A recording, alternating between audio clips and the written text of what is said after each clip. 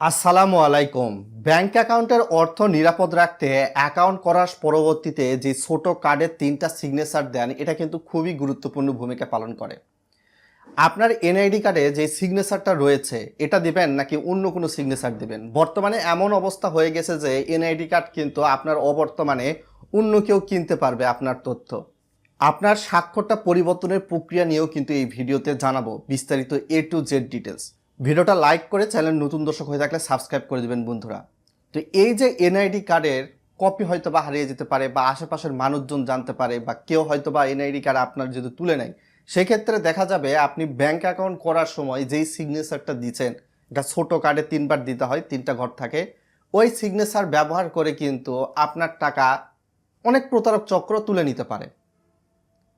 অথবা আপনার কাছের মানুষজনে দেখবেন যে আপনার এনআইডি কার্ডের স্বাক্ষর যেহেতু জানা আছে, তার আপনার কাছের মানুষজন হয়তো বা আপনার কোনো চেক বইয়ের পাতা পেয়েছে বা চেক বই হারিয়ে গিয়েছে, এমন পেয়ে থাকতে পারে। সে আপনার স্বাক্ষরটা নকল করে আপনার এনআইডি কার্ডে যে স্বাক্ষরটা আছে ব্যাংকে গিয়ে চেক দিবে, টাকা তুলে নিয়ে আসবে। পরবর্তীতে প্রবলেমে কিন্তু আপনিই পড়বেন। এজন্য আমি সবসময় বলে থাকি, ব্যাংক অ্যাকাউন্ট করার সময় আপনাকে যে ফর্মটা দেওয়া হবে, ছোট কার্ড দেওয়া হবে, সেখানে যে 3টা ফর্ম দিবেন, সেখানে অবশ্যই এনআইডি কার্ডে যে সিগনেচার আছে ওইভাবে সিগনেচার না দেওয়াই ভালো হবে। অথবা অন্য কোনো একটা সিগনেচার দেন, আপনার এনআইডি কার্ডে যে নামটা আছে সেই নামটা আপনি অন্যভাবে লেখেন। মানে এনআইডি কার্ডে স্বাক্ষর দেওয়ার যে স্টাইল ওইভাবে লেখেন না, অন্য একটা স্টাইলে লেখেন। এতে আপনার ব্যাংক অ্যাকাউন্টের যে স্বাক্ষরটা থাকলো সেটাও নিরাপদ থাকলো, অন্য কেউ জানলেও না। আপনার অর্থ আপনি ছাড়া চেক বই হারিয়ে গেলে কেউই কিন্তু তুলতে পারবে না, আপনার এনআইডি কার্ডও যদি হারিয়ে যায়। কারণ এখন এনআইডি কার্ডই অনলাইনে কেনা বেচা হচ্ছে, বিভিন্ন নিউজ তো আপনি দেখতে পাচ্ছেন।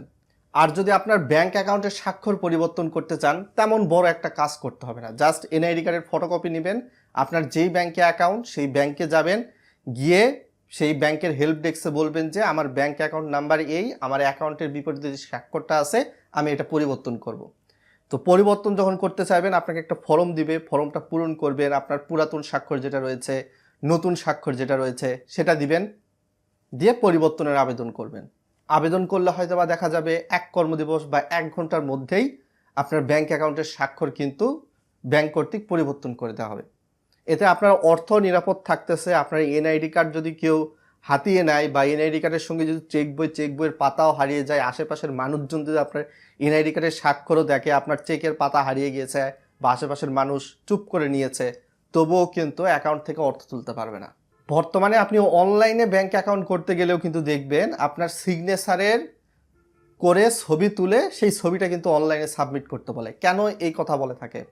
কেননা আপনি অ্যাকাউন্ট দিয়ে যখন কোনো কার্য সম্পাদন করতে যাবেন, চেক বই দিয়ে মানে টাকা তুলতে যাবেন ব্যাংকে বা অ্যাকাউন্ট ক্লোজ করতে যাবেন, তখন আপনার অ্যাকাউন্টে যে স্বাক্ষরটা রয়েছে ওই স্বাক্ষরটাই আপনাকে দিতে হবে।